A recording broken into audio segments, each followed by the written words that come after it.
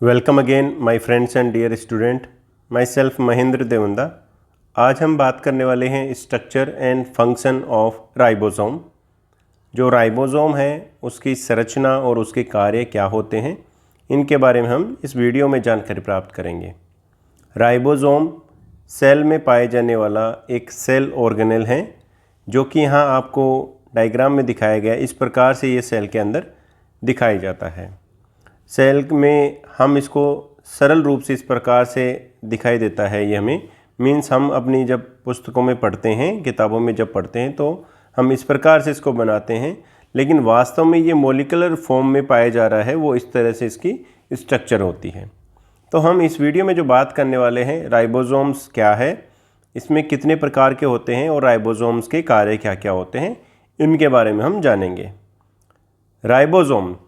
Ribosomes इसको generally लिख रहे हैं हम, तो इसका मतलब ये है कि इनकी संख्या नॉर्मली 1-2 नहीं होकर ये हज़ारों की संख्या में इनकी नंबरिंग एक कोशिका में पाई जाती है।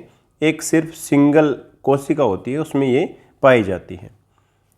राइबोसोम क्या है? एक सेल ऑर्गेनेल है, यानी कि एक कोशिकांग है, कोशिका के अंदर पाए जाने वाला एक ऑर्गेनेल है। Is present in universal cell. Universal cell का मतलब यहाँ पर इस संदर्भ में लिया गया है कि यह सभी प्रकार की कोशिकाओं में ये पाया जाता है। कोई भी जो सेल है उसमें राइबोसोम आवश्यक रूप से पाया जाता है। Ribosomes are found in both prokaryotes and eukaryotes. जो राइबोसोम्स हैं वो प्रोकैरियोट एंड यूकैरियोट दोनों प्रकार की कोशिकाओं में ये पाया जाता है। इसी वजह से इसको यूनिवर्सल सेल ऑर्गेनेल भी कहते हैं, क्योंकि ये सभी प्रकार की कोशिकाओं में ये पाया जाता है। इसमें कुछ अपवाद हैं, जैसे कि स्पर्म सेल और जो मैच्योर आरबीसी होती है, मैच्योर रेड ब्लड सेल्स होती हैं, उनमें राइबोसोम्स नहीं पाए जाते हैं। इसके अलावा the ribosomes seems to be the smallest cell organelle. यह सेल में सबसे छोटा कोशिकांग है। यह सबसे छोटा कोशिकांग है। इसको देखने के लिए हमें इलेक्ट्रॉन माइक्रोस्कोप की आवश्यकता होती है, यानी हम इलेक्ट्रॉन माइक्रोस्कोप की सहायता से ही राइबोसोम्स को देख सकते हैं। Ribosomes not bounded by unit membrane, यानी राइबोसोम ऐसा सेल ऑर्गेनेल है जिसके ऊपर किसी प्रकार की कोई मेम्ब्रेन नहीं पाई जाती है। मेम्ब्रेन यानी जो कि हम पढ़ चुके हैं इसके बारे में, जो कि जिसको हम कह देते हैं प्लाज्मा मेम्ब्रेन, जो प्रोटीन, लिपिड व कार्बोहाइड्रेट से मिलकर बनी हुई होती है। यानी यहाँ पर इसके ऊपर, राइबोसोम्स के ऊपर किसी प्रकार की जो मेम्ब्रेन है वो नहीं पाई जाती है। ये नेकेड स्ट्रक्चर होती है। जैसे कि यूनिट मेम्ब्रेन माइटोकॉन्ड्रिया के ऊपर पाई जाती है, एंडोप्लाज्मिक रेटिकुलम के ऊपर पाई जाती है, गोल्जी कॉम्प्लेक्स के ऊपर पाई जाती है, यानी सेल के और दूसरे जो ऑर्गेनेल हैं उनके ऊपर मेम्ब्रेन पाई जाती है। लेकिन राइबोसोम्स के ऊपर किसी प्रकार की मेम्ब्रेन नहीं पाई जाती है, मेम्ब्रेन का अभाव होता है। Ribosomes are belong to protein synthesis. ये सबसे महत्वपूर्ण बात है। राइबोसोम का जो संबंध होता है वो प्रोटीन का संश्लेषण से संबंधित होता है। Ribosomes are small particle. Ribosome छोटे स्मॉल पार्टिकल कण के समान दिखाई देते हैं, जो कि मेड बाय राइबोन्यूक्लियोप्रोटीन, जो कि राइबोन्यूक्लियोप्रोटीन से मिलकर बने हुए होते हैं, इसलिए इन्हें आरएनपी राइबोन्यूक्लियोप्रोटीन कह देते हैं। यानी राइबोसोम्स को अगर दूसरा नाम की बात करें तो इसे आरएनपी कहते हैं, राइबोन्यूक्लियोप्रोटीन या राइबोन्यूक्लियो पार्टिकल्स हम कहते हैं। अब राइबोसोम की अगर उपस्थिति की बात करें, ये किस प्रकार से सेल में, कोशिकाओं में पाया जाता है, ये तो हम जान लिए कि राइबोसोम्स सभी प्रकार की कोशिकाओं में पाया जाता है। सभी प्रकार की कोशिकाएं, चाहे वो प्रोकैरियोटिक हो चाहे यूकैरियोटिक हो, अब वो सेल में किस प्रकार से पाया जाता है इसको हम समझते हैं। राइबोसोम सेल में फ्री राइबोसोम्स हो सकता है, यानी बिल्कुल किसी से साथ वो जुड़ा हुआ नहीं रहेगा, सेल के अंदर वो फ्री रूप में पाया जा रहा है। दूसरी जो अवस्था हो सकती है वो अटैच्ड राइबोसोम्स की बात है। पहला देखते हैं फ्री राइबोसोम्स कहाँ पर पाए जाएंगे। Free ribosomes are found in cytoplasm. यह साइटोप्लाज्म में पाया जाएगा inside the matrix of mitochondria. Mitochondria का जो मैट्रिक्स भाग है उसके अंदर पाया जाएगा, क्लोरोप्लास्ट में पाया जाएगा और न्यूक्लियस में पाया जाता है, केंद्रक में पाया जाता है। इन स्थानों पर यह फ्री रूप में पाया जाता है, किसी के साथ जुड़ा हुआ नहीं पाया जाएगा। लेकिन अटैच्ड राइबोसोम्स की बात करें तो are found in endoplasmic reticulum. जो अंतःप्रदैविक जालिका है ER जो है उसके ऊपर ये जुड़े हुए पाए जाते हैं, और ऐसी एंडोप्लाज्मिक रेटिकुलम को हम कहते हैं RER, रफ एंडोप्लाज्मिक रेटिकुलम हम इसको नाम देते हैं।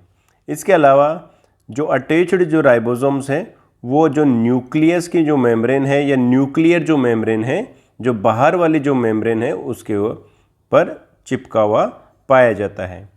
यानी अटैच्ड राइबोसोम कहाँ कहाँ पाए जाते हैं, एक तो एंडोप्लाज्मिक रेटिकुलम में और दूसरा कंडीशन है जो न्यूक्लियर जो मेम्ब्रेन है उसके ऊपर पाए जाते हैं। डायग्राम में भी आप यहाँ देख सकते हैं राइबोसोम्स, यहाँ पर जो एंडोप्लाज्मिक रेटिकुलम है ये ER की स्ट्रक्चर है, ये न्यूक्लियस है, इसके साथ में भी कुछ राइबोसोम्स जुड़े हुए रहते हैं। अब हम समझते हैं इसकी खोज से संबंधित। तो राइबोसोम्स की अगर खोज के बारे में समझें तो रॉबिन्सन एंड ब्राउन द्वारा 1953 में 1953 में first observe ribosomes in plant cell. जो प्लांट सेल है पौधों में सबसे पहले इसको ऑब्जर्व किया था रॉबिन्सन एंड ब्राउन द्वारा 1953 में किया था, और यह बीन रूट्स जो सेम की जो रूट्स हैं उसमें इन्होंने इसको ऑब्जर्व किया। Ribosomes form A part of fraction. Ribosomes ऐसा मानते थे कि यह कोई जो ऑर्गन है उसका कोई फ्रैक्शन है, उसका कोई टुकड़ा है, एक टुकड़े का भाग है जिसको नाम दिया है माइक्रोसोम। ये जो माइक्रोसोम जो टर्म दिया गया है वो अल्बर्ट क्लाडे द्वारा दिया गया था, लेकिन वास्तव में हम जानते हैं कि ये कोई माइक्रोसोम नहीं है, ये एक स्मॉलेस्ट सेल ऑर्गेनेल है। In animal cell ribosomes were discovered by George Emil Palade in 1955। अगर एनिमल सेल की बात करें, जंतु कोशिका की बात करें, तो राइबोसोम को जॉर्ज एमिल पैलेड द्वारा 1955 में ही डिस्कवर किया गया था, और ये राइबोसोम्स ग्रेन्युलर यानी कण के समान संरचना होती है। द टर्म राइबोसोम, इसके अलावा जो शब्द है ribosomes was coined bye pallid. जो पैलेड वैज्ञानिक हैं जॉर्ज एमिल जो पैलेड हैं उन्होंने ही राइबोसोम्स की जो टर्म है नाम दिया है, 1955 में ही उन्होंने ये नाम दिया। राइबोसोम्स को हम पैलेड पार्टिकल्स भी कह देते हैं, पैलेड पार्टिकल भी इनको कहा जाता है। They are composed of ribonucleic acid.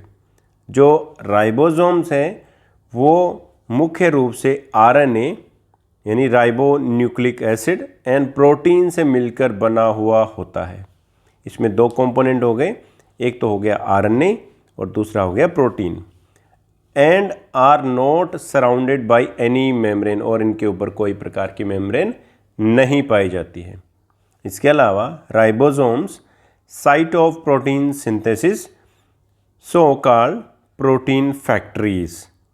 Ribosomes क्या है, वो स्थान होता है जहाँ पर प्रोटीन का संश्लेषण होता है, इसलिए राइबोसोम्स को प्रोटीन फैक्ट्री नाम देते हैं। अगर इसकी उपस्थिति की बात करें तो यह जो राइबोसोम्स हैं वो अलग अलग प्रकार से सेल में पाया जाएगा, जैसे कि in prokaryotes these are found free living in cytoplasm. Prokaryotics में यह बिल्कुल फ्री अवस्था में पाया जाएगा, मुक्त रूप से कोशिका के साइटोप्लाज्म में पाया जाएगा। ऐसा इसलिए है क्योंकि हम जानते हैं कि प्रोकैरियोटिक में जो सेल ऑर्गेनेल हैं वो नहीं पाए जाते हैं, एब्सेंट होते हैं।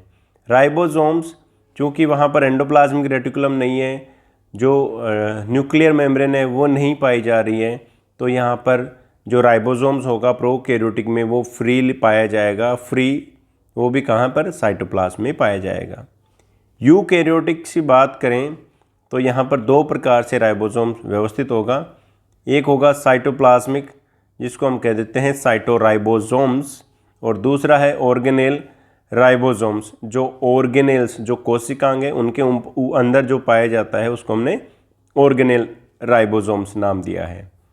यहाँ वर्गीकरण का जो आधार है ये उनकी उपस्थिति के आधार पर है कि वो कहाँ पर पाया जा रहा है। इससे पहले जो हमने वर्गीकरण देखा था कि एक तो जो अटैच्ड राइबोसोम्स हैं वो कहाँ पर पाए जा रहे हैं और फ्री राइबोसोम्स कहाँ पाए जा रहे हैं। साइटोप्लाज्मिक राइबोसोम्स यानी जो साइटोप्लाज्म की क्षेत्र में उपस्थित हो रहे हैं उनको हमने नाम दिया साइटोप्लाज्मिक और साइटोराइबोसोम्स। जैसे कि यहाँ हमें एक सेल दिखाई दे रही है, ये एक सेल है, सेल में ये न्यूक्लियस है। इस न्यूक्लियस में के बाहर की तरफ जो भी लिक्विड मैटर है इसको हमने नाम दिया है साइटोप्लाज्म। इस साइटोप्लाज्म की तरफ जो भी राइबोसोम्स पाए जा रहे हैं उनको हम नाम देते हैं साइटोप्लाज्मिक राइबोसोम या साइटोराइबोसोम्स, जिसमें आएंगे एक तो फ्री, जो साइटोप्लाज्म में फ्री अवस्था में जो राइबोसोम्स पाए जा रहे हैं वो, जो आर जो रफ एंडोप्लाज्मिक रेटिकुलम के ऊपर जो पाए जा रहे हैं, चूँकि वो भी साइटोप्लाज्म की तरह भी एक्सपोज होते हैं इसलिए वो भी इसी में शामिल होते हैं। इसके अलावा जो न्यूक्लियर मेम्ब्रेन है वो भी उसमें क्या है, बाहर की तरफ ये पाए जाते हैं, इस तरह से बाहर की तरफ पाए जाते हैं, तो ये भी साइटोप्लाज्मिक या साइटोराइबोसोम्स की इस कैटेगरी में आते हैं। दूसरा जो प्रकार है राइबोसोम्स का वो ऑर्गेनेली राइबोसोम्स हैं, जिसमें वो किसी जो सेल का ऑर्गेनेल है वहाँ पर पाए जाएंगे, जैसे कि माइटोराइबोसोम्स। माइटोकॉन्ड्रिया में जो राइबोसोम पाया जाता है उसको हम माइटोराइबोसोम्स कह देते हैं। प्लास्टिडोराइबोसोम्स, जो प्लास्टिड में राइबोसोम्स पाए जा रहे हैं उसको ये नाम देते हैं, यानी जो ऑर्गेनेल्स में पाए जा रहे हैं उनको ऑर्गेनेल्स राइबोसोम्स कहते हैं। अब ये है एक स्पेशल टर्मिनोलॉजी जिसको पॉलीराइबोसोम्स, पॉलीसोम या अर्गोसोम जिसको कहते हैं। पॉलीराइबोसोम्स, पॉलीसोम या अर्गोसोम्स। जब राइबोसोम्स एक जगह बहुत सारी संख्या में जुड़कर ग्रुप बनाते हैं तो इस कंडीशन को पॉलीराइबोसोम्स कहते हैं। यानी ये क्या है, is a group of ribosomes, ribosomes का समूह है, bound to an mRNA molecule like beads and on a threads.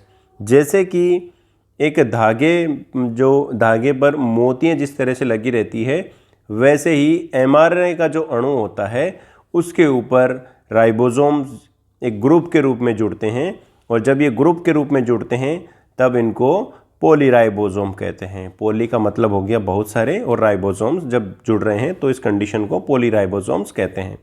जैसे कि यहाँ ये जो पार्ट है ये है mRNA, और इस mRNA से ये यहाँ पर दिखाए गए हैं 4 राइबोसोम्स जुड़े हुए हैं, तो इनको हम सामूहिक रूप से कह देते हैं कि ये पॉलीसोम है या अर्गोसोम है।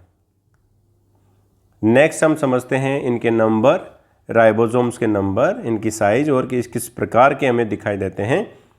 तो राइबोसोम्स ये है पार्टिकल्स के रूप में दिखाई देते हैं। जब हम इलेक्ट्रॉन माइक्रोस्कोप से भी देखते हैं तो ये छोटे डॉट लाइक स्ट्रक्चर में हमें दिखाई देते हैं, और इनका जो डायामीटर होता है लगभग 150 से 200 एंगस्ट्रॉम तक का इनका डायामीटर होता है। संख्या की बात करें इन प्रोकैरियोट्स, प्रोकैरियोटिक में मेनली हम लेते हैं ई कोलाई का एग्जाम्पल, एस्चेरिया कोलाई का एग्जाम्पल। तो प्रोकैरियोटिक में इसकी संख्या होती है 10,000 से 15,000 पर सेल में ये पाए जाते हैं। प्रत्येक कोशिका में 10 से 15,000 राइबोसोम्स पाए जाते हैं। अगर यूकैरियोटिक कोशिका की बात करें, ये 10 मिलियन से 100 मिलियन तक इनकी संख्या पाई जाती है। औसतन इनकी संख्या 10 मिलियन पाई जाती है, लेकिन ये 100 मिलियन तक भी हो सकती है, यानी 10 करोड़ तक भी इनकी संख्या हो सकती है। The number of ribosomes high in protein synthesis cell as compare to other cell. अगर हम राइबोसोम की संख्या उसकी कोशिका के आधार पर बात करें, तो जो कोशिका प्रोटीन का संश्लेषण अधिक मात्रा में करती है उनमें राइबोसोम की संख्या अधिक मात्रा में पाई जाती है, क्योंकि हम जान चुके हैं कि राइबोसोम्स प्रोटीन का संश्लेषण कराता है और प्रोटीन संश्लेषण करने वाली कोशिकाएं ज़्यादा राइबोसोम्स रखेंगे। साइज़ की बात करें तो लगभग 180 एंगस्ट्रॉम इनका साइज़ होता है प्रोकैरियोटिक में, और यूकैरियोटिक में 220 एंगस्ट्रॉम इसका साइज़ होता है। शेप की बात करें तो ये स्फेरिकल और ग्रेनुलर स्ट्रक्चर होती है, गोलाकार और कण के समान संरचना होती है। राइबोसोम्स आपको यहाँ इस तरह से ये राइबोसोम्स हैं, ये अलग अलग है और ये दोनों आपस में जब राइबोसोम्स जुड़ जाता है तो इस प्रकार की एक राइबोसोम्स का निर्माण करता है। ये है जो राइबोसोम्स है वो 2 भाग से मिलकर बना हुआ होता है। The eukaryotic ribosomes are.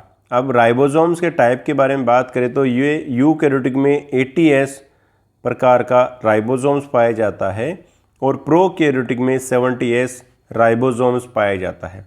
अब ये S क्या है इसको हम समझते हैं। S stand for the sedimentation coefficient, यानी ये सेडिमेंटेशन कोएफिशिएंट है, और ये जो सेडिमेंट्री कोएफिशिएंट है इसको it indirectly is a measure of density. ये है डेंसिटी को मेज़र करने वाला और साइज़ को बताने वाला, और ये दोनों किस पर निर्भर करती है, base on sedimentation rate under acceleration. जब सेंट्रीफ्यूज कराते हैं उसके आधार पर इनका सेडिमेंटेशन कौन सी जगह पर होता है उसके आधार पर ये इसको मापा जाता है। तो जिसमें 80S है उसमें सेडिमेंटेशन कोएफिशिएंट अलग होगा और 70S में अलग प्रकार का सेडिमेंटेशन कोएफिशिएंट होगा। Both 70S and 80S ribosomes are compose of 2 सब यूनिट। 70S और जो 80S जो राइबोसोम्स हैं वो दोनों ही 2 सब यूनिट 2-2 सब यूनिट से मिलकर बने हुए होते हैं, यानी 70S राइबोसोम्स के पास में भी 2 सब यूनिट होती है और 80S राइबोसोम्स के पास में भी 2 सब यूनिट होती है। On the basis of sedimentation coefficient ribosomes are of 2 types. जैसे हम कहते हैं ना 70S और 80S राइबोसोम्स, ये वास्तव में सेडिमेंटेशन कोएफिशिएंट का आधार पर इनको वर्गीकृत किया गया है, क्लासिफाई किया गया है। पहला है 70S राइबोसोम्स और सेकंड है 80S राइबोसोम्स। 70S जो राइबोसोम्स हैं मुख्य रूप से प्रोकैरियोटिक्स में पाया जाता है, हालांकि ये यूकैरियोटिक सेल्स में भी पाया जाता है जैसे कि क्लोरोप्लास्ट। 80S जो राइबोसोम्स है वो केवल और केवल यूकैरियोटिक सेल्स में पाया जाता है, प्रोकैरियोटिक सेल्स में वो नहीं पाया जाता है। और आगे हम इनको समझते हैं।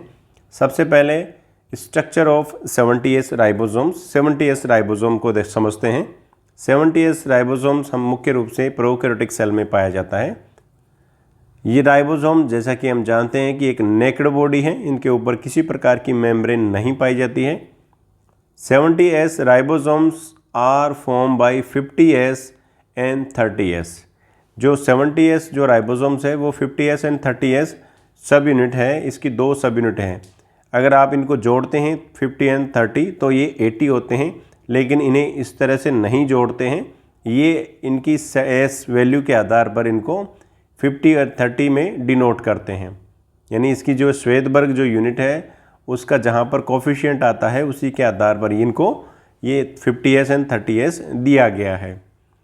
पहली जो सब यूनिट है 50S सब यूनिट, जो 50S सब यूनिट है वो एक्चुअली बड़ी वाली सब यूनिट है, और सेकंड जो यूनिट है वो 30S है, और जो ये सब यूनिट छोटी सब यूनिट होती है। यानी 70S राइबोसोम्स 2 सब यूनिट से मिलकर बना है, एक हो गया 50S एंड सेकंड हो गया 30S। 50s सब यूनिट में क्या होता है उसको हम समझते हैं। 50s सब यूनिट वास्तव में इसमें पाया जाता है 5s rRNA राइबोसोमल RNA, यानी इसमें राइबोसोम्स का स्ट्रैंड पाया जाएगा। दूसरा है इसमें 23s rRNA, यानी इसमें 23s राइबोसोमल RNA पाया जाएगा। इसके अलावा इसमें 34 टाइप्स के प्रोटीन्स और पाए जाएंगे। डायग्राम में भी आप समझ सकते हैं, यहाँ प्रोकैरियोटिक में पाए जाने वाले राइबोसोम्स को दिखाया गया है, जिसमें बड़ी सब यूनिट 50s एंड छोटी सब यूनिट 30s होती है। 50s सब यूनिट बड़ी वाली सब यूनिट है, ये बड़ी सब यूनिट है, और नीचे वाली जो सब यूनिट है वो छोटी सब यूनिट है। 50s सब यूनिट लार्ज सब यूनिट है और यह डोम शेप होती है। It is situated upper in structure, सामान्य रूप से यह संरचना में ऊपर की तरफ स्थित होती है। इसकी संरचना में form a central protuberance, a ridge and a stalk पाए जाते हैं। A valley between central protuberance and ridge, एक वैल्यू डेवलप हो जाती है, प्रोट्यूबरेंस एंड रिज के बीच में एक कैविटी डेवलप हो जाती है, और इस वैली के डेवलप होने से ही इसके बीच में mRNA आ जाता है। ये है 50s। 30s सब यूनिट की बात करें तो इसमें 60s राइबोसोमल RNA और 21 टाइप्स प्रोटीन्स पाए जाते हैं, अलग अलग प्रकार के प्रोटीन्स पाए जा रहे हैं। स्मॉल सब यूनिट, यह है छोटी सब यूनिट है, और यह जो सब यूनिट है वो ओवेल अंडे के समान होती है। It is situated below in the structure, सामान्यतः यह संरचना में इसको नीचे की तरफ बनाया जाता है। इसमें जो भाग होते हैं वो एक हेड भाग होता है, बेस होता है और एक प्लेटफॉर्म होता है, और ये structure are separated by a cleft, एक क्लिफ्ट के द्वारा एक दूसरे से अलग रहते हैं। In E coli 63% RNA and 37 protein are present in ribosomes. अगर हम ये तो हम जान चुके हैं, राइबोसोम्स वास्तव में जो RNA है और प्रोटीन है उनसे मिलकर बना हुआ होता है, लेकिन ई कोलाई में लगभग 63% जो भाग होता है वो RNA का होता है और 37 जो भाग होता है वो प्रोटीन का होता है। 70s ribosomes have 3 binding site. अब 70s जो राइबोसोम्स है उसके पास 3 बाइंडिंग साइट होती है। 70s क्या, अगर 80s राइबोसोम्स भी होगा तो उसके पास में भी 3 बाइंडिंग साइट पाई जाती है। पहली जो साइट है ई साइट, जिसको हम कह देते हैं एग्जिट साइट। सेकेंड जो साइट है वो है पी साइट, जिसको हम कहते हैं पेप्टिडाइल साइट, और जो थर्ड साइट है उसको है ए साइट, जिसको हम कह देते हैं एमिनो एसाइल साइट, यानी ई पी और ए साइट पाई जाती है। जैसा कि आप डायग्राम में भी देख रहे हैं, यहाँ ये नीचे की तरफ इसमें छोटी सब यूनिट है, ये स्मॉल राइबोसोमल सब यूनिट है। ऊपर की तरफ ये जो सब यूनिट है ये लार्ज राइबोसोमल सब यूनिट है। अगर ये मानते हैं कि ये 70s राइबोसोम्स की है तो ऊपर वाली 50s और नीचे वाली 30s सब यूनिट होगी। इसमें 3 साइट पाई जा रही है, E P and A, 3 site पाई जा रही है।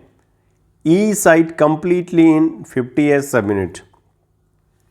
इनमें से जो ई साइट है वो पूरी तरह से, आप ध्यान से देखेंगे, ये पूरी तरह से जो लार्ज सब यूनिट है उसमें ही पाई जाती है, जबकि remaining 2 binding site P and A sites situated in the 50s सब यूनिट। जबकि पी और जो ए साइट है उसका अधिकांश भाग हालांकि 50s में ही होता है, लेकिन कुछ भाग पी और जो ए साइट है उसका कुछ भाग इसमें भी आता है। ओनली इन 2 का ही, जो पी और ए साइट है उसी में सब यूनिट का जो स्मॉल सब यूनिट है उसमें थोड़ा भाग आता है। और जबकि ई जो सब यूनिट है वो पूरी तरह से लार्ज सब यूनिट में स्थित होती है। अब हम समझते हैं एटीएस राइबोसोम्स के बारे में, जो यूकैरियोटिक जो राइबोसोम्स है उसके बारे में। ATS ribosomes larger 60S and smaller 40S सब यूनिट में डिवाइड होता है, दो भागों में विभक्त रहता है, 60S एंड 40S। जो 60S है उसका निर्माण 5S rRNA, 5.8S rRNA, 28S rRNA से मिलकर बना हुआ होता है। यानी जो इसमें RNA 5S, 5.8S and 28S RNA पाए जा रहे हैं, जबकि 49 टाइप्स के प्रोटीन इसमें पाए जा रहे हैं। टू टाइप इसके दो भाग होते हैं, 2 पार्ट्स, वन हो गया हेड एंड सेकंड भाग होता है इसमें बॉडी पार्ट। 40S की बात करें, 40S सब यूनिट की बात करें तो इसमें 18S rRNA पाया जाता है और 33 टाइप्स के प्रोटीन पाए जाते हैं। इसके अलावा a channel is form between 2 सब यूनिट। दोनों जो यहाँ पर डायग्राम में देखिए, ये यूकैरियोटिक राइबोसोम्स हैं। एटीएस जिसको हम कह रहे हैं, 60S एंड 40S सब यूनिट। ऊपर वाली लार्ज सब यूनिट है, ये है लार्ज सब यूनिट जिसमें ये RNA 5S, 5.8 and 28S RNA पाए जा रहे हैं। इन दोनों यूनिट के बीच में एक क्लिप्ट विकसित हो जाती है, एक दरार, एक चैनल डेवलप हो जाता है जहाँ पर mRNA स्थित होता है। During translation mRNA is held by smaller सब यूनिट, जिसमें से mRNA जो छोटी वाली यूनिट के साथ में जुड़ता है। Association and dissociation of ribosomal subunit is depends upon the magnesium ion concentration. Magnesium जो आयन है Mg+2 जो आयन है, उनकी उपस्थिति के आधार पर जो राइबोसोम्स हैं उनकी यूनिट का जुड़ना होता है और उनका अलग होना होता है। जब मैग्नीशियम आयन की कंसंट्रेशन ज़्यादा होती है तब दोनों एसोसिएट हो जाते हैं और उनकी सांद्रता कम हो जाती है तो दोनों जो सब यूनिट है वो डिसोसिएट हो जाती हैं। केमिकल कंपोजिशन ऑफ राइबोसोम्स, यानी इसके कंपोजिशन की बात करें तो हम जान चुके हैं वास्तव में ये राइबो न्यूक्लियोप्रोटीन से मिलकर बना होता है। यानी इसमें राइबो न्यूक्लिक एसिड और इसमें प्रोटीन पाई जाती है, प्रोटीन्स पाई जाती हैं। Ribosomes are compose of rRNA, ribosomal RNA, proteins and कुछ आयंस भी होते हैं जैसे मैग्नीशियम है, कैल्शियम है और मैग्नीज है। Most of protein are work as enzyme, अधिकांश जो प्रोटीन होती है वो एंजाइम की तरह काम करती है। And regulates protein synthesis mechanism, और जो प्रोटीन का जो निर्माण करते हैं उसको बनाए रखने में मदद करती हैं। राइबोसोमल प्रोटीन की बात करें तो 70S राइबोसोम्स में लगभग 35 से 40% प्रोटीन पाई जाती है। 80S राइबोसोम्स की बात करें तो 55% इसमें प्रोटीन पाई जाती है। मीन्स हम ये कहें जो 80S राइबोसोम्स हैं उसमें प्रोटीन ज़्यादा होती है RNA की तुलना में। राइबोसोमल RNA की तुलना में 80S में प्रोटीन अधिक पाई जा रही है। यहाँ लार्ज सब यूनिट है, ये स्मॉल सब यूनिट है, इनके बीच में mRNA पाया जाता है। इस mRNA में जो कोड होते हैं उनके कोड को यह प्रोटीन में कन्वर्ट करने का काम करता है। कौन? राइबोसोम्स। इसलिए इसको सेल फैक्ट्रीज कह रहे हैं। अब इनके कार्य देखते हैं, राइबोसोम्स के क्या कार्य होते हैं। दीज आर साइट्स, यानी राइबोसोम्स वह जगह है, वो स्थान होता है वेयर स्पेसिफिक नंबर, जहाँ पर विशेष प्रकार के नंबर के एंड टाइप्स और अलग अलग प्रकार के amino acid are linked in a specific sequence, जिनमें जो एमिनो एसिड है एक पर्टिकुलर सीक्वेंस में बाइंड होते हैं, आकर जुड़ते हैं एंड फॉर्म पॉलीपेप्टाइड चेन, और एक पॉलीपेप्टाइड चेन का निर्माण करते हैं। यानी पॉलीपेप्टाइड का मतलब वो जाकर आके एक फंक्शनल प्रोटीन का निर्माण करती है। So these are called protein factories. So इनको जो राइबोसोम्स हैं उनको प्रोटीन फैक्ट्री कहा जाता है ऑफ द सेल, एक कोशिका की प्रोटीन फैक्ट्री कहा जाता है। Help in decode of information of DNA in form of protein, यानी ट्रांसलेशन। यानी जो जैसे एमआरएनए है, एमआरएनए से प्रोटीन जो बनाना होता है उसके लिए राइबोसोम्स मुख्य रूप से कार्य करते हैं। क्यों, क्या होता है, जो डीएनए है उससे कोई सूचना कोड होकर एमआरएनए के रूप में आती है, और जो एमआरएनए में जो सूचना होती है उसको प्रोटीन में कन्वर्ट करने का काम राइबोसोम्स करते हैं by process of translation. It assembles amino acid to form protein. यह अमीनो एसिड को असेंबल करता है और एक प्रोटीन बनाता है, और protein that are essential to carry out cellular function, और प्रोटीन जो कोशिकीय फंक्शन होते हैं, कोशिका के जो कार्य होते हैं उनको पूरा करते हैं और जो कि आवश्यक होते हैं। यानी सेल के लिए जो प्रोटीन बनाने का जो कार्य होता है वो राइबोसोम्स कर रहे हैं, और प्रोटीन सेल के लिए आवश्यक है। इसके अलावा प्रोटेक्शन साइट फॉर एमआरएनए, जो एमआरएनए जो बनता है उसके लिए प्रोटेक्शन साइट भी होती है। कौन, राइबोसोम्स। राइबोसोम्स की जो चैनल होती है, दोनों जब यूनिट के बीच में जब एमआरएनए होता है तो इसको किसी प्रकार के एंडोन्यूक्लियस या एक्सोन्यूक्लियस का कोई खतरा नहीं होता है। इसके लिए प्रोटेक्शन साइट हो जाती है एमआरएनए के लिए जब ये राइबोसोम की सब यूनिट पे रहता है। Ribosomes have different site. Ribosomes के पास में अलग अलग प्रकार की साइट होती है, एंजाइम्स होते हैं और फैक्टर्स होते हैं। किस चीज़ के लिए? प्रोटीन सिंथेसिस के लिए। प्रोटीन के निर्माण के लिए इसमें आवश्यक सभी चीज़ें होती हैं। चूँकि यह राइबोसोम्स प्रोटीन संश्लेषण से संबंधित होता है, इसलिए राइबोसोम सभी प्रकार की कोशिकाओं में भी पाया जाता है, चाहे वो प्रोकैरियोटिक हो चाहे यूकैरियोटिक हो। इसके जब हम पढ़ रहे थे 70S राइबोसोम और 80S राइबोसोम्स, इसके अलावा भी कुछ और राइबोसोम्स पाए जा रहे हैं जिसको हम 55S राइबोसोम्स कहते हैं। यानी जो प्रोकैरियोटिक में जो राइबोसोम पाया जा रहा है उसको हम कह रहे हैं 70S राइबोसोम्स। यूकैरियोटिक में एक्चुअली 70S राइबोसोम्स भी पाया जाता है और 80S भी राइबोसोम्स पाया जाता है, लेकिन मुख्य रूप से 80S राइबोसोम्स की हम बात करते हैं।